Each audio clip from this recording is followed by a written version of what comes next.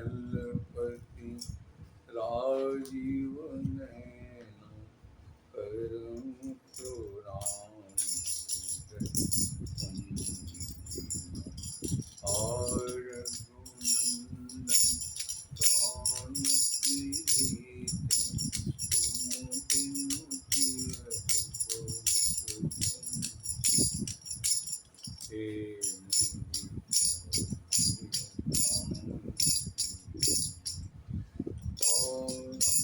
मेरे ठाकुर प्राण प्रीत तुम बिनु जियत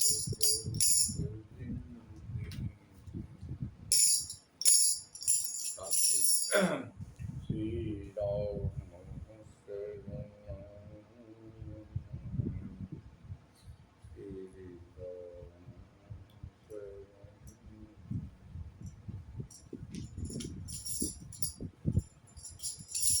जाय सुपथित पावन बड़भान गावै कवि तुति संत पुराण आय भजहि मन तजि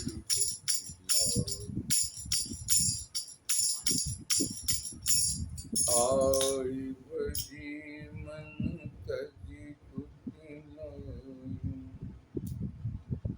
आय भजि मन तजि राम जी तकनीकी कारण है। हरे राम ताई भजि मन हरे ताई भजि मन तजि तुति लाई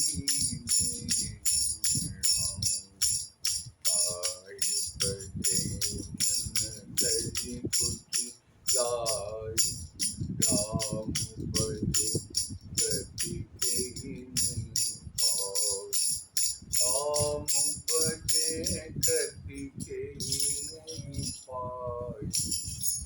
ठाकुर जी मानस कुटिलता का जो भाव अभी तक 12वां ये तत्व है ना, लेकिन चैप्टर कुल क्या कहते हैं 9वां ही हुआ, अभी 10वां होने जा रहा है। इसलिए कि हम इसको जो है 1 2 3 4 5 6 7 8 9 कर चुके हैं और 10वां करने जा रहे हैं, है ना। इस पे बीच में एक एपिसोड डबल हो गया था क्योंकि उसका विस्तार ज़्यादा था। हे ठाकुर जी इस विस्तार के कारण वो तो और आगे है, बाकी प्रसंग तो प्रकरण तो केवल अभी 9 पूरे हुए थे, अभी हम 10वां करने जा रहे हैं। ठाकुर जी आज के प्रकरण में, अभी के प्रकरण में जो है माखे लखन कुटिल भय भौवें रथपट फरकत नयन रिसौवें, इसके पहले तो हो चुका, लेकिन वो रथपट फरकत नयन रिसौवें में ठाकुर जी उसकी गति कुछ किया थी कि जनक जी के शब्द बहुत अच्छे नहीं लग रहे थे लक्ष्मण जी को, तो उन्होंने क्या कहते हैं उसमें माख हुआ, उधर जनक जी को माख हुआ, इधर क्या माख की व्यवस्था महाराज शुरुआत से जैसे ही बोले बंदी वचन बर सुनो सकल महिपाल पन विदेह कर कहाई हम भुजा उठाए विशाल, तो महाराज पूरा प्रण सुन लिया था। तो वहीं पर आया है 251 और 50 पे ही, हे महाराज सुनिपन सकल भूप बिलासे भट मानी अतिशय मन माके। उनको ये मन में हुआ कि अरे हमको क्या कहते हैं ये ऐसा सुनने को मिला है, तो हमसे बड़ा बहादुर कौन है। महाराज माख तो बहुत पहले से शुरू है इस प्रकरण में, और यह माख प्रकरण यहाँ फिर आया। कैसे आया? महाराज राम जी ने धनुष को भंजन कर दिया धनुष का, और धनुष का भंजन होने के बाद प्रसंग लेते हैं 2 नंबर 267 पर है। 267 पर आज का प्रसंग, अभी का प्रसंग है जो अभी करने जा रहा हूँ ठाकुर जी। बाल विनय चेष्टा को ठाकुर धैर्य पूर्वक श्रवण करें, आप ही गति प्रदान करें। एक भाव इस दास के अंदर हमेशा रहता है, जो कौशलपति राजीव नयन करऊं जो राम हृदय मम। अस अभिमान जाहि जनि बोले, अस अभिमान जाहि जनि बोले, मैं सेवक रघुपति पति ठाकुर। इस दास को यह भाव हमेशा रहता है, ये मद महाराज आपकी कृपा से कभी नहीं जाता। और राम भरोसे हृदय नहीं दूजा, ये इस जीवन में दास के है ठाकुर, कोई आवश्यकता नहीं है किसी और की। ठाकुर राम भरोसे हृदय नहीं दूजा, आपके अतिरिक्त कहीं और कोई गति नहीं। हे ठाकुर मन कम वचन राम पद सेवक, सपने वान भरोसन देवक। और इसी भाव को लेकर के आज का प्रसंग शुरू करते हैं ठाकुर जी। तो नंबर 267, अरुण नयन भृकुटीय कुटिल। मानस कुटिलता का वह प्रसंग जिस पर यह प्रवाह चल रहा है ठाकुर जी, उसमें आज के प्रसंग में है मानस के बाल कांड का या 10वां प्रकरण, जहाँ पर कुटिल शब्द आया है। अरुण नयन भृकुटीय कुटिल, चितवत निपन सको,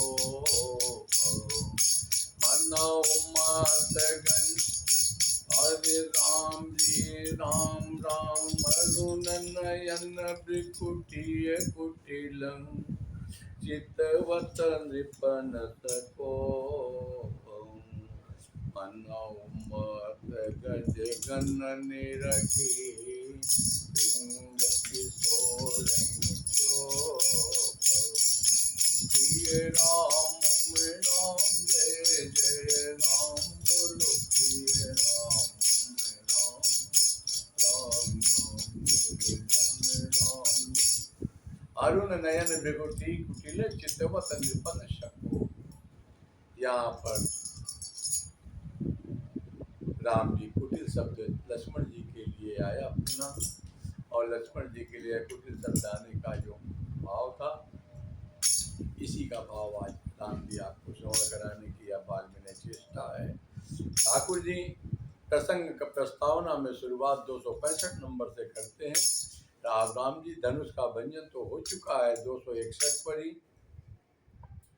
सारे राजा जब थक गए और जनक जी का यह संताप लक्ष्मण जी ने इसका प्रत्युत्तर दिया, उसके पश्चात विश्वामित्र जी ने राम जी से कहा, उठो राम, जनक जी के परिताप का शमन करो। राम जी आपने धनुष का जैसे जैसे किया है, उस समय भी थोड़ा सा लक्ष्मण जी ने रघुपति कीरत विमल पताका, दंड समान भयों जस जाका, जैसे आपने धनुष को ताका है और वैसे लक्ष्मण जी ने दिशाओं के हाथियों को सतर्क किया। मैं भी अलर्ट कहा, क्यों? राम चाहे शंकर धन तोरा, ओ सजग सुनी यश मोरा। इस प्रकार से क्या कहते हैं, वहाँ भी लक्ष्मण जी ने अपना प्रताप दिखाया। और आगे बढ़ते हैं ठाकुर जी 261 नंबर पर। आपने धनुष का भंजन तो कर दिया, और धनुष का भंजन करने के बाद जैसे 265 नंबर दोहे पर ठाकुर जी माता जानकी जी हाथ में जयमाला लेकर के आती हैं। रघुबर जयमाल सब कुछ वो तो उसी समय हो गया, लेकिन निवेदन करना चाहूँ और आगे 265 नंबर पर सखियों ने कहा 264 पर शायद जयमाला पहनाई, 265 पर हाँ राम जी कदाचित यही है। 264 पर रघुबर उड़ जयमाल देख देव बरसई सुमन। जयमाला तो पहन ली, सखियों ने कहा अरे सी जानकी, चाहे तू इनके चरण स्पर्श क्यों नहीं करती। हाँ, तो सीता जी आज चरण स्पर्श क्यों नहीं कर रही हैं? उसका भाव बाबा तुलसी बड़ा बढ़िया हास्य रस है। यहाँ पर हास्य रस इस तरह का है, मन भी इसे रघुवंश मनी। राम जी प्रकट नहीं हंसते हैं, प्रकट हंसेंगे तो लीला का भेद खुल जाएगा। लीला में बहुत कुछ साइलेंट है, गोपनीय, कॉन्फिडेंशियल है, इसलिए महाराज जी गौतम प्रिय गति। एक सखी ने कहा था, उसको भी ले लेता हूँ। सखी कहें प्रभु पद गहु सीतम, सखी कहें प्रभु पद गहु सीतम, कृतन चरण परत यति भीखम। लेकिन चरण स्पर्श नहीं किया। कहा क्यों नहीं किया?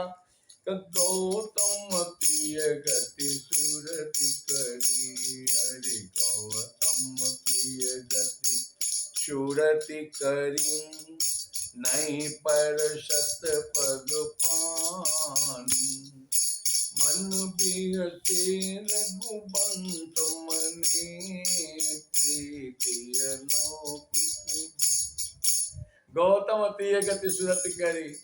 गौतम नारी अहिल्या तारी वाला भाव यहाँ पर है। दोहा नंबर 210 और 211 के मध्य में जो छंद है, ठाकुर जी की चरण रज पढ़ते ही क्या कहते हैं? गौतम स्त्री अहिल्या प्रकट हुई, पर सत पद पावन। मन तो करता है ठाकुर चौपाई हम पूरी सुनाते चले जाए, क्योंकि गौतम प्रिय गति सुरति करी वही भाव है।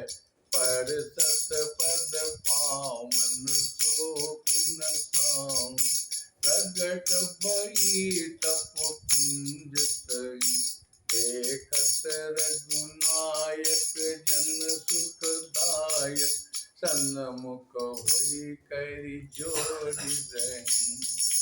वही यहाँ पर गौतम प्रिय गति सुरति करी, नहीं पर सत पग पानी।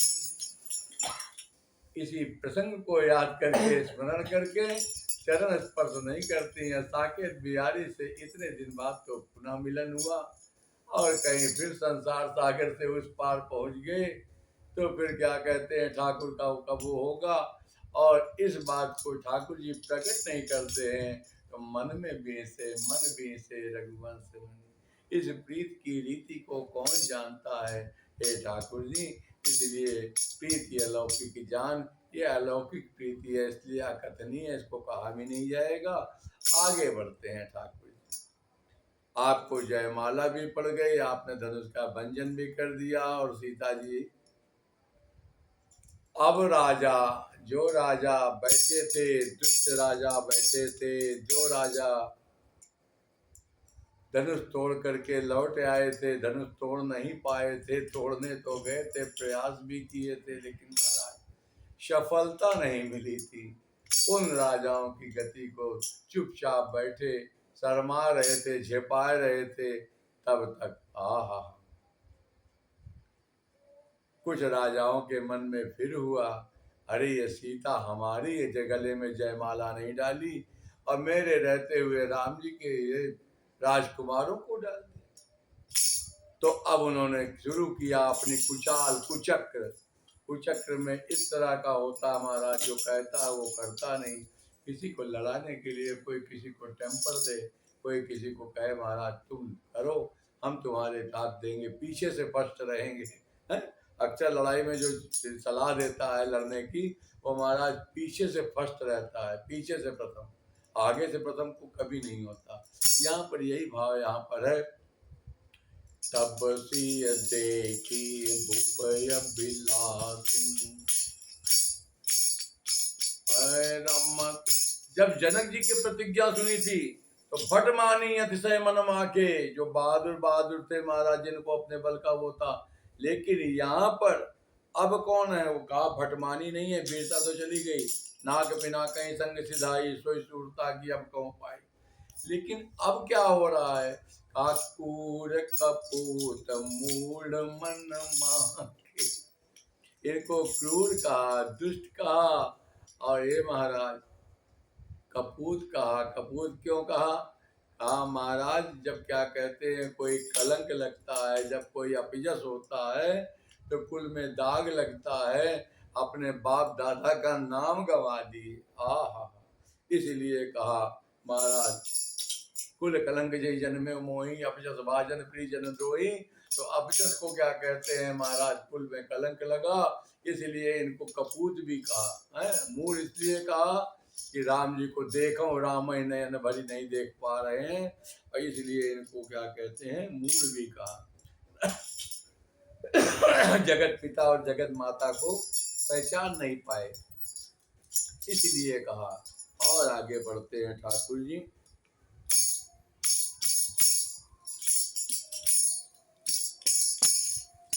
और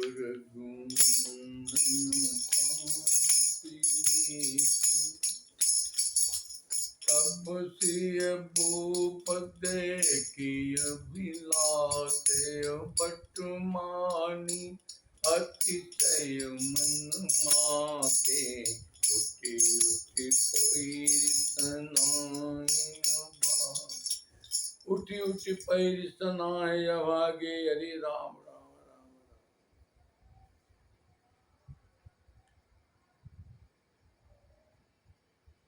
कवच अभेद विप्र गुरु पूजा, शब्द बड़ा स्पष्ट है। मैं चौपाई याद कर रहा था। उत्तरकांड के दोहा नंबर 80, लंका कांड के दोहा नंबर 80 पर जिस धर्म रथ की परिभाषा ठाकुर जी ने विभीषण को बताई है, उसमें कहा है कवच अभेद विप्र गुरु पूजा, और यही सम विजय उपाय न दूजा। तो ये लोग कौन सा कवच पहने थे? ये लोग भौतिकता वाला कवच पहने थे महाराज। इनके पास विप्र गुरु पूजा वाला नहीं था। केवल एक राम जी ऐसे थे जो अपने गुरुदेव महाराज के साथ, गुरुदेव भगवान के साथ पधारे थे। और यहाँ पर यही हुआ, उठी उठी पहिर तनाय भागी,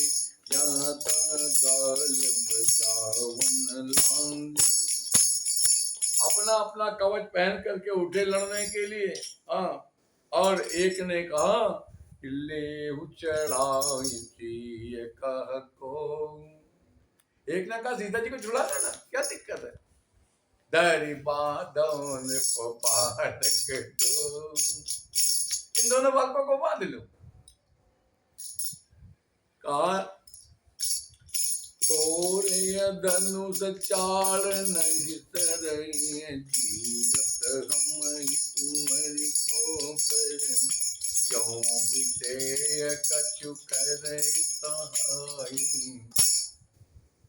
अरे राम राम राम राम। अब इन दोनों बालकों की वीरता को तो देख लिए थे, और बालकों को कहा बांध लो, और कहा जनक जी अगर सहायता करें तो फिर उनको भी आहा जीतो समरत हित दो भाई। इससे बड़ी मूर्खता और क्या होगी। सारे दिन राजाओं से नहीं टूटा, इतने सारे लोग बैठे हैं चुपचाप, और ये दुष्ट राजा जो बैठे थे, जिन्होंने क्या कहते, जिनके इन्होंने ये भी कुछ इसमें से गए भी नहीं थे, लेकिन महाराज उनका मन केवल ये कि कैसे लड़ाएं कैसे लड़ाएं। कुछ लोगों की गति होती है, जब तक क्या कहते हैं महाराज ना कुछ करे तो पड़ोसी से लड़ी आऊं। कैसे कैसे पेट का पानी नहीं पड़ता जब तक कि कुछ इधर उधर की परिभाषा न बता दे, कहीं इधर उधर का प्रपंच न बता दे। भगवान की चर्चा करने की फुर्सत नहीं, भगवान की कथा सुनने की फुर्सत नहीं, भगवान का नाम लेने की फुर्सत नहीं, तो क्या करेंगे, खाली दिमाग शैतान का अगर यही करेंगे।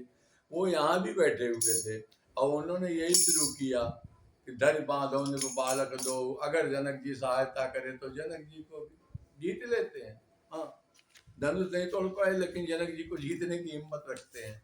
और आगे बढ़ते हुए गए तो कुछ वहाँ जो सज्जन राजा बैठे थे, जो कि जिनके कछ विचार मनमाही, चाप समीप महीप न जाए, जो राजा धनुष के नजदीक भी नहीं गए थे, ठाकुर जी का और जानकी मैया का दर्शन करते करते अघाए नहीं रहे थे, उन्होंने कहा आहा, बोल पड़े साधु भूप बोले सुनि पानी, राज समाज गिलाज लजान, बल प्रताप कीरति विजय वीरता भारी, चले चाप कर बरब से हारी, श्रीयत भय हारी राजा, बैठे निज निज जाय समाजा, उन राजाओं को, इन सज्जन राजाओं ने कहा कि तुम्हारा बल प्रताप और वीरता सब तो उसी धनुष के साथ रह गई, अब कौन सी वीरता लेके आए हो महाराज?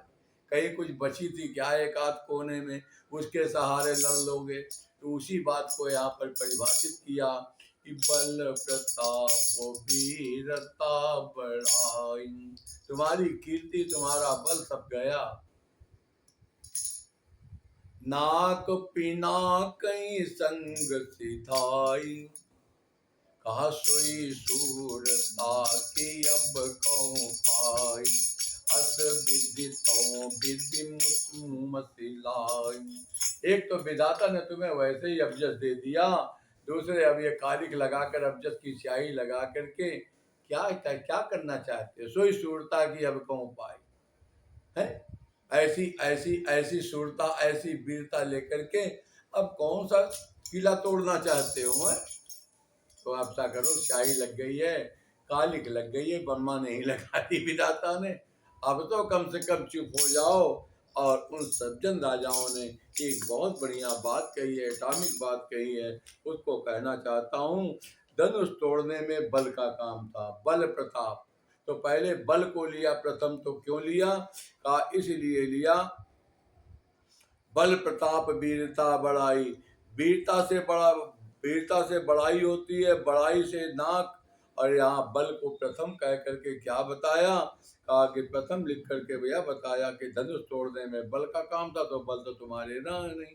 फिर कहते हैं महाराज, तिल भर भी न छुड़ा सके, इधर उधर रहो चढ़ाओ तोरब बाई, तिल भर भूमि न सके चढ़ाई। तो उसका भाव क्या था? इससे क्या कहते हैं, न उठावती, जरा भी हिलाया नहीं, तो बल का भी तो नाश हो गया, बल तो बचा नहीं। और प्रताप जो कीर्ति है, ये कीर्ति महाराज बल इसका मूल है, तो कहते हैं प्रताप का मूल है, इसलिए कहते हैं वह भी चला गया बल प्रताप। अब महाराज वीरता, तो कहा इनके नाश से वीरता तो बची ही नहीं। तो कहा नाक पिना कहीं संग सिधाई, तुम्हारी नाक कट गई, अब न कटा होकर के यहाँ काहे बैठे हो? नाक पिना कहीं संग सिधाई, सोई सूरता की अब कहूँ पाई, और उन सज्जन राजाओं ने बहुत बढ़िया ठाट दिया। अरे दुष्ट राजाओं, अरे बेवकूफों, अरे मूर्खों, मूढ़, देखो राम ही नयन बड़ी, श्री राम जय जय राम, देखो राम ही नयन बड़ी, अजीरिता मत को, राम राम देखो राम ये नयन बड़ी, अजीरिता मत को।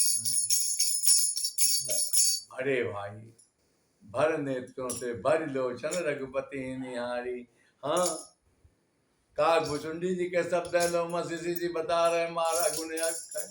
और महाराज तो तय ताय तो इन्हें भेदा, बार बीची उगा वही भेदा। अरे महाराज उन्होंने कहा नहीं महाराज इससे काम नहीं चलेगा। कहा फिर, काबरी लोचन बिलो की अवदेता, अरे बरी लोचन बिलो की अवदेता, तब सुनी मेरे गुण उपदेता, राम भगत।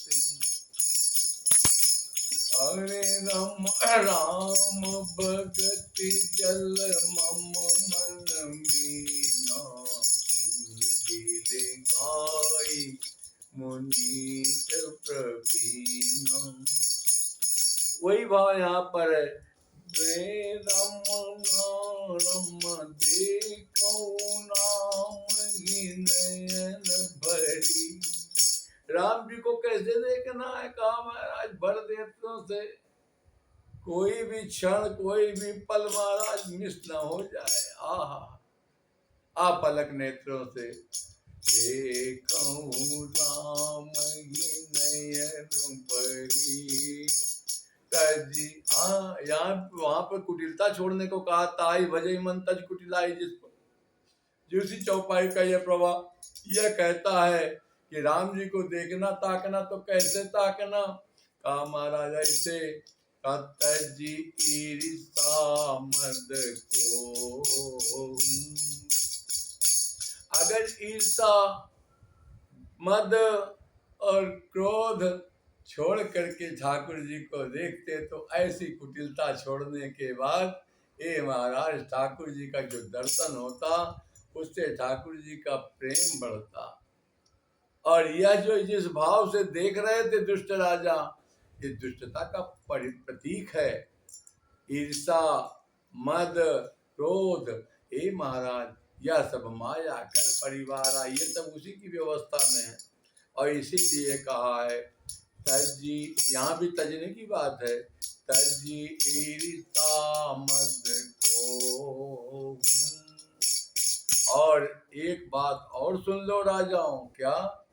लखन रोष पावक प्रबल, जान सुलभ जान सलभ जन। बगैर व्याख्या किए इस दोहे की निकल नहीं सकता, क्योंकि बहुत बहुत गूढ़ रहस्य इसमें छुपा है। लखन रोष पावक प्रबल, रूपक सुनिए उन राजाओं को, इन सज्जन राजाओं ने दुष्ट राजाओं को क्या उपदेश किया। बाबा तुलसी कहते हैं, कहा लखन रोष पावक प्रबल, लक्ष्मण जी का रोष आहा बहुत प्रबल अग्नि, दावाग्नि भी कह सकते हैं ठाकुर जी का, उसमें पतंगा मत बनो। कहा कैसे? जान सलभ जन हो, जान एक एक शब्द पर रुकना है ठाकुर जी, बहुत गूढ़ रहस्य। कहा दे लखन रोष पावक प्रबल, राम जी कहते हैं उन राजाओं को, सज्जन राजाओं ने कहा कि लक्ष्मण जी क्रोध की तरफ क्रोध से देख रहे थे। और यह जो दोहा अभी आएगा 267 नंबर दोहा, जिसमें लक्ष्मण जी की लाल लाल नेत्र और भ्रिकुटी भौं तिरछी है, कुटिल है, और उस रोष में जो उनका रोषात्मक स्वरूप है, उस स्वरूप को देख करके इन सज्जन राजाओं ने कहा लक्ष्मण जी का रोष ही क्या कहते हैं, यह क्रोधाग्नि में मत जलो। कहा नहीं नहीं हम चलेंगे। तो कहा जानी, जानी का अर्थ किया पतंगा, जानी शलभ, तो जान शलभ तुम जानते हो, उसके बाद भी शलभ बन करके, पतंगा कीट मकोड़ा बन करके दीपक पर जाना चाहते हो जानबूझ करके। तो कहा जानबूझ करके जाते हो तो अपने आप बिना जाने जलता है। ऐसा नहीं है कि दीपक जलाता है, दीपक का तो काम है अपना जल रहा है, लेकिन तुम वहां पर जाओगे तो बिल्कुल यह रोष प्रकट हुआ है लक्ष्मण जी का, इस रोष में जलने का काम मत करो। कहा इन्होंने मारी सुबाहु और सेदाओं को जो कुछ किया। और यहाँ पे और भी आगे कहते हैं सलभ जनियों का भाव एक बहुत स्पष्ट है, सलभ का आरोप उन राजाओं पर किया जो क्या कहते हैं दुष्ट राजा थे, पतंगे बनकर के लक्ष्मण जी के क्रोधाग्नि में जलना चाहते हैं। कहा सिवाय जल भरने के वहां पुरुषार्थ तुम्हारा नहीं चलेगा, जानते हो, उसके बाद भी वहां तुम्हारा कोई पुरुषार्थ, वहां तुम्हारा कोई कर्म बन जाए, अपने से बल लग जाए, कहा महाराज नहीं बन सकता। तो कहा इसी तरह से तुम्हारी वहां प्रभुता नहीं चलेगी। इसलिए तुम्हें लक्ष्मण जी मारना नहीं चाहते, लेकिन तुम अपने आप जान सलभ जनी हो, अपने आप मरना चाहते हो, तो फिर इसकी क्या इच्छा, ये राम जी जाने है। तजीरसा लखन रोष पावक प्रबल, जान सलभ जनी हो। और महाराज यहाँ पर कुछ उपमा दी है, कुछ उपमा दी है, उस उपमा को सुन लीजिए। वो उपमाएं कौन कौन सी हैं? हे राजाओं, तुम मूढ़ राजा हो, तुम्हारे लिए यह व्यवस्था नहीं है। क्यों? बैनते बलि जिमि चहकागु, बैनते बलि जिमि चहकागु। बैनते कहते हैं गरुड़ जी को, गरुड़ जी का जो भी अंश भाग निकाला जाए, ग्रास निकाला जाए, और वह हिस्सा अगर कौवा खाना चाहे तो महाराज ये उसकी धृष्टता ही कही जाएगी। कौवे का हिस्सा तो अलग हो सकता है, लेकिन कौवे को पितृपक्ष में जब दिया जाता है महाराज वो गति अलग है। लेकिन किसी गरुड़ जी के हिस्से को गरुड़ जी पक्षी राज है, तो पक्षी राज का हिस्सा, किसी राजा का हिस्सा कोई क्या कहते हैं सेवक, अरे महाराज ये तो एक डिसिप्लिन भी मेंटेन है, दूसरी बात ये है अतिशयोक्ति हो जाएगी, हिम्मत की बात है। तो बैन ते जिम कागू, तो बैन ते बलि का अर्थ यहाँ पर भाव दीजिए कि पक्षीराज ठाकुर जी क्या है, पुरुषोत्तम है, मर्यादा पुरुषोत्तम है, नर श्रेष्ठ है, नरोत्तम कहा जाता है ठाकुर जी को। तो ठाकुर जी मनुष्यों में सबसे श्रेष्ठ हैं और नर लीला करने के लिए आए हैं, इसलिए इनके भाग को हे दुष्ट राजाओं, सीता जी उनकी स्वयं है, साकेत बिहारी साकेत धाम से पधारे हैं, और हे दुष्ट राजाओं उसमें तुम्हारा हिस्सा, ये उपमा दी, एक रूपक है। और आगे बढ़ते हैं। जिम्मी सत चल नाग, हे महाराज नाग अरे किसको कहेंगे, बोलिए बोलिए। सिंह, हाँ शाबाश, नाग की नाग हाथी, थैंक यू वेरी मच, इसीलिए मैंने कहा आपको बताया कितना बढ़िया बाबा छुपा के लिखते हैं। जिम्मी सस चढ़, सीता जी ने कहा है अयोध्या से वनगमन के पहले जब राम जी रोकना चाहते हैं तो सीता जी ने एक चौपाई कही थी, को प्रभु संग मोहि चित्त बनिहारा, सिंह बधुई जिम्मी सतक सियारा है। तो वहां पर सतक सियारा की बात कही है, यहाँ पर भी कहा जिम्मी सस चाहे नाग अरिपान, खरगोश और सियार महाराज कहीं क्या कहते हैं शेर का हिस्सा है, नाग अरिपान। जिम्मी चाह कुशल अकारण कोई, अकारण क्रोध करने वाला, जिस क्रोध का कोई कारण न बनता हो, कारण ना हो और क्रोध होता हो, महाराज कारण है तो क्रोध आवश्यक है, क्रोध सृजनात्मक होना ही चाहिए, नहीं तो महाराज इतनी इतनी कलयुग में अव्यवस्था चल गई है, सुधारात्मक व्यवस्था को क्रोध करने की परिभाषा दे करके सुधार नहीं करना चाहते, अपनी गलती को गलती क्या है राम जी। जिम्मी चाह कुशल कारण कोई, अकारण क्रोध करने वाले की कुशलता नहीं। असब संपदा चढ़े शिव जोई, पूरे संसार का ऐश्वर्य और वैभव मिल जाए महाराज संभव नहीं है, क्यों, अगर शंकर जी का द्रोही है तो है। लोभी सब संपदा चढ़े शिव जोई, लोभी ललुप कल कीरति चढ़ी, लोभी लुलुप कल कीरति चढ़ी, अकलंकता की कामी लालची व्यक्ति, लालची व्यक्ति लोभ में ग्रस्त, लोभ से ग्रस्त महाराज क्या कहते हैं कीर्ति नहीं पा सकता, लोभ में पतन होता है।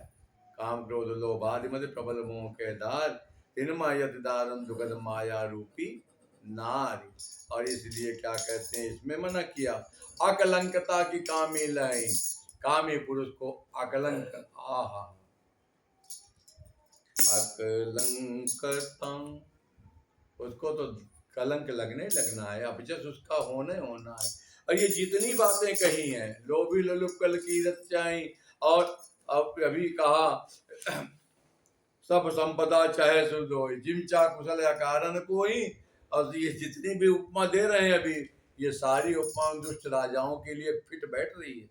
ये ऐसा नहीं है कि क्या कहते हैं किसी और के लिए कह रहे हैं, उन्हें दुष्ट राजाओं को कह रहे हैं कि आपको कलंक लगने लगना है, आपको क्या कहते हैं आप लोभी हैं, लोलुप हैं, इसलिए आपको कलंक लगने लगना है। आप सब संपदा चाहते हैं, आप शंकर जी के द्रोही हैं। और आगे बढ़ते हुए कहते हैं, हरिपद विमुख परम गति छाम, आप ठाकुर जी की उत्तम गति को नहीं प्राप्त हुए, चरण कमलों का सहारा तो नहीं ले पा रहे, लड़ने को तैयार, तो आपको परम गति भी नहीं मिलेगी। अब तस तुम्हार लालच नर नाहो। अरे राजाओं, आपको राजा होने का गौरव प्राप्त हुआ है, ऐसा लालच मत करो, ऐसा दिक्कत मत पैदा करो। और महाराज यही सब चर्चा चल रही थी, इन राजाओं का कुचक्र चल रहा था, और इन शोर को सुन करके महाराज सीता जी को थोड़ा सा वो होता है, और सखियां लेकर के रानी रनिवास की तरफ चल देती हैं, जहाँ रानियां बैठी हुई हैं।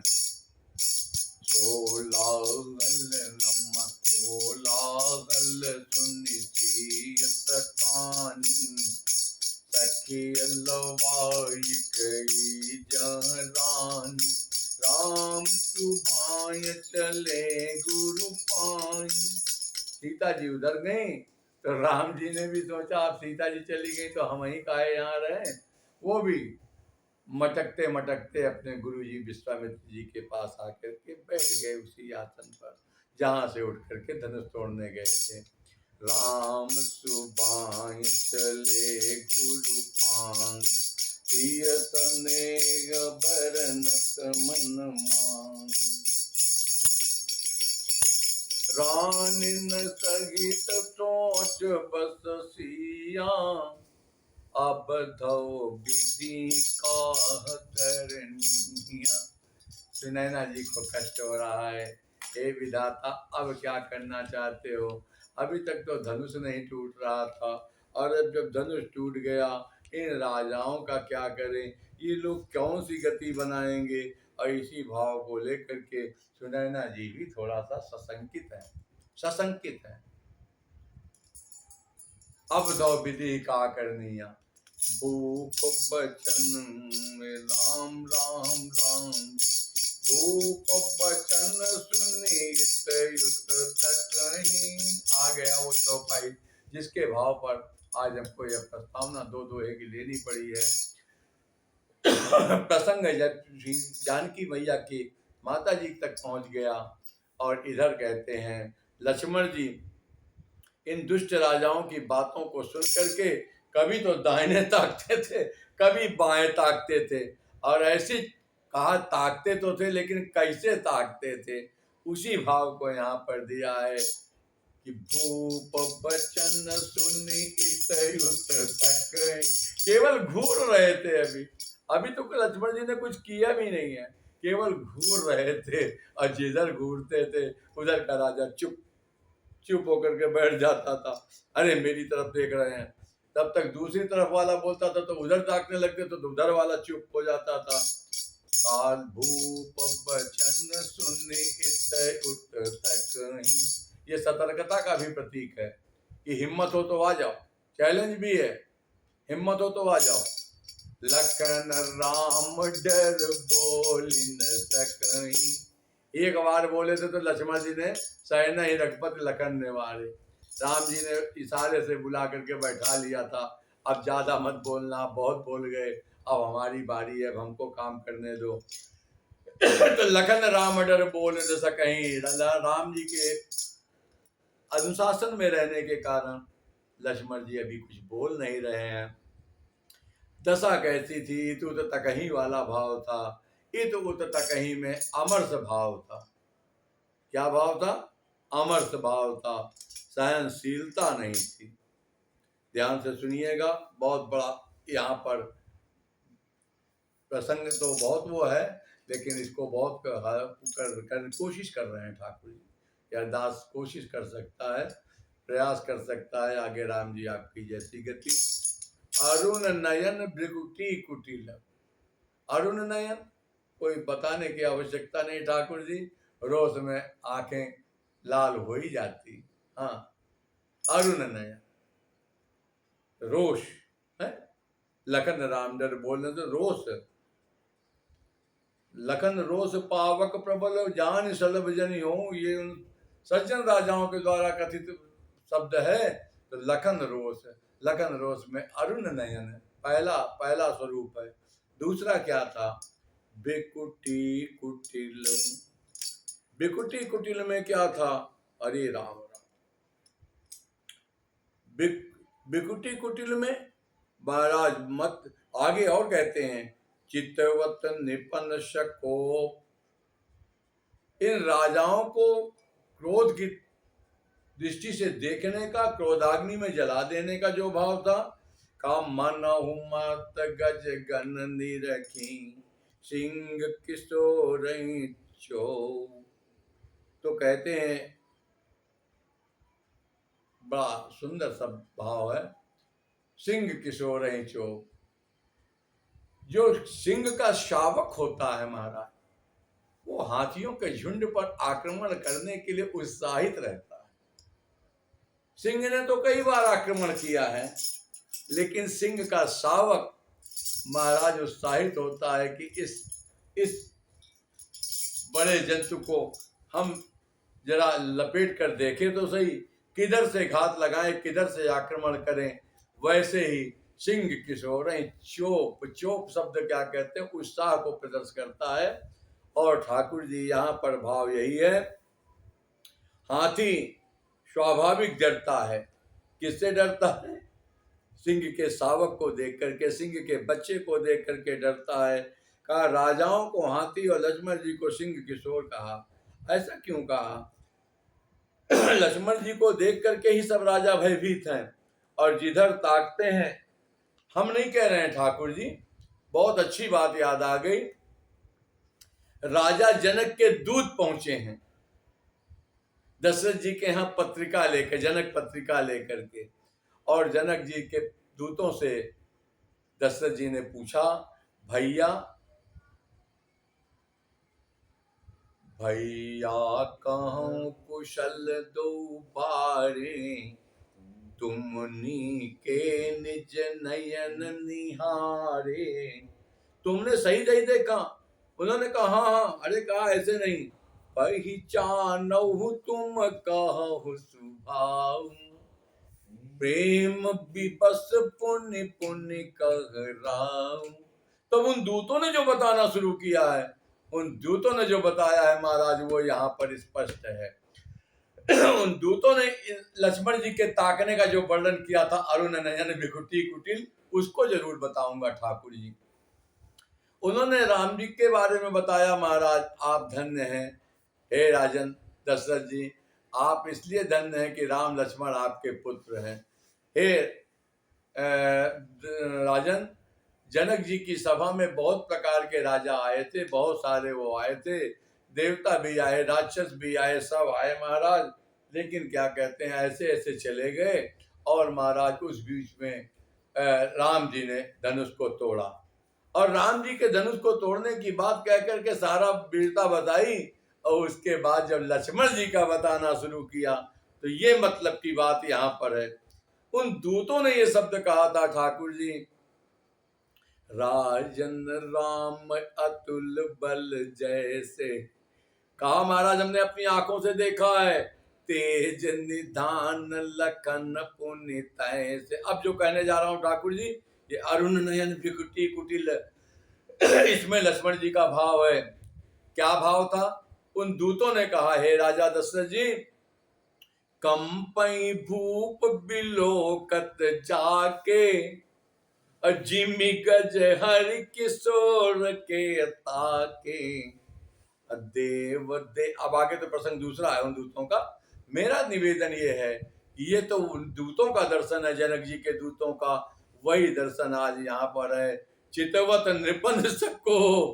हाँ, अब महाराज जी इस भाव से कहना चाहूंगा, ऐसी कुटिल ऋषि हम अभी आज के तीन सत्र पहले तीसरे सत्र में कह गए, जब क्या कहते हैं राम जी रंगभूमि में पधारे थे, तो राम जी से डरा कौन?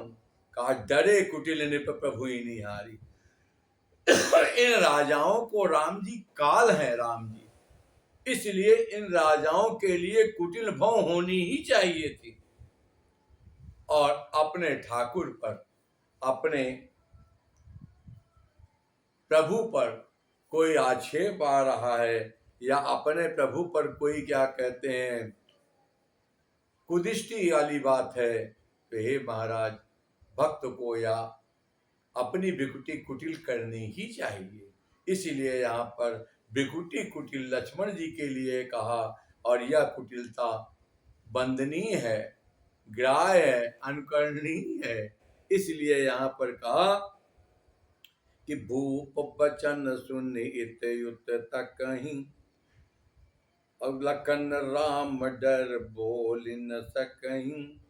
कहा क्योंकि ये सिंह किशोर ही चोप है, तो सिंह किशोर ही है, इसलिए इस बालक को इन राजाओं को मार देगा, उत्साह भी है मन में। हाँ, आ जाओ, वो कहते हैं ना आजा मेरे पास, तो ये लक्ष्मण जी कह रहे हैं आजा मेरे पास, हिम्मत हो तो आओ। और महाराज इसी बात को यहाँ पर कहा, मनो मत गजगन निरखी सिंह किशोर ही चोप। मानस के यह क्या कहते हैं 10वां प्रकरण बालकांड का आज यह पूरा हुआ ठाकुर जी। इस 10वें सत्र में माँ विकुटी कुटिल चितवत निपन सको, ये सब ठाकुर जी को समर्पित है। मैंने कहा था परसों के सत्र में कहा था, हाँ राम जी, मानस के बालकांड में कुल 14 प्रसंग मानस कुटिलता में आए हैं, लेकिन इस 14 प्रसंगों में केवल 7 प्रसंग केवल इसी लक्ष्मण जी के प्रसंग में।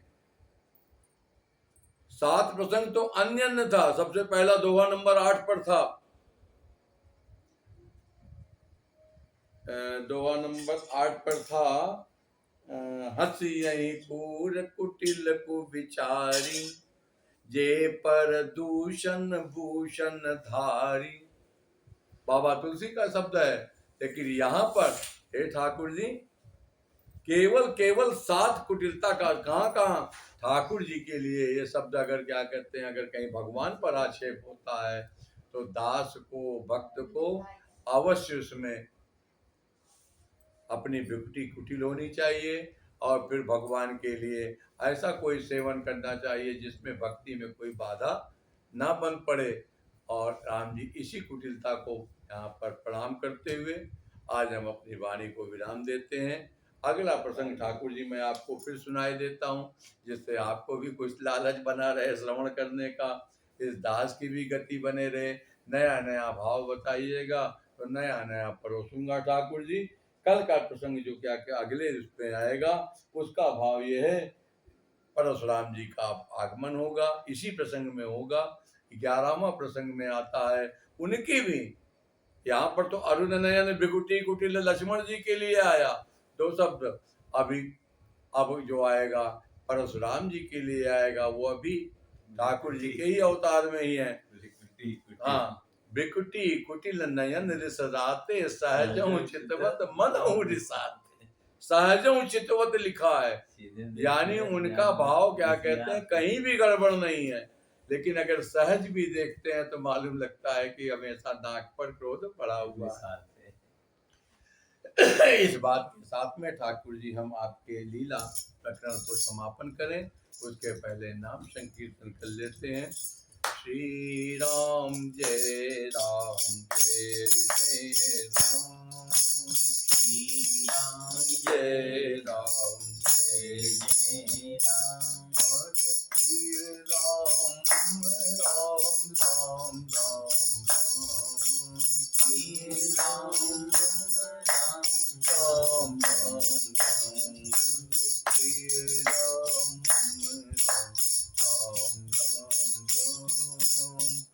राम राम राम राम राम। जय जय मेरे राम जी, जय जय सीता राम जी, जय जय राम जी, जय जय सीता राम जी, जय जय अवध बिहारी जी, जय जय अवध बिहारी जी, जय जय कनक बिहारी जी, जय जय कनक बिहारी, जय जय लीला बिहारी जी, जय जय लीला बिहारी जी, जय जय हृदय बिहारी जी, जय जय हृदय बिहारी जी। अरे मेरे ठाकुर आपको प्रणाम, मेरे ठाकुर आपको प्रणाम, मेरे सर्वस्व मेरे राम, मेरे सर्वस्व है मेरे राम।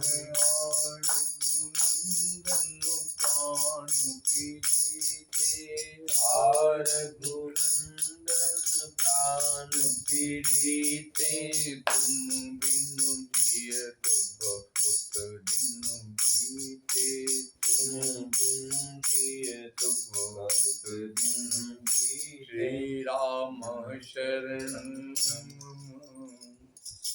राम शरणं श्री राम शरणं श्री राम शरणं। बोलिए मेरे अवध बिहारी राम जी की भगवान की जय, सब संतन की जय, सब भक्तन की जय, सब विप्रन की जय, पूज्यपाद गोस्वामी तुलसीदास जी महाराज की जय, अपने अपने गुरु गोविंद भगवान की जय। जय जय श्री सीताराम, जय जय श्री सीताराम।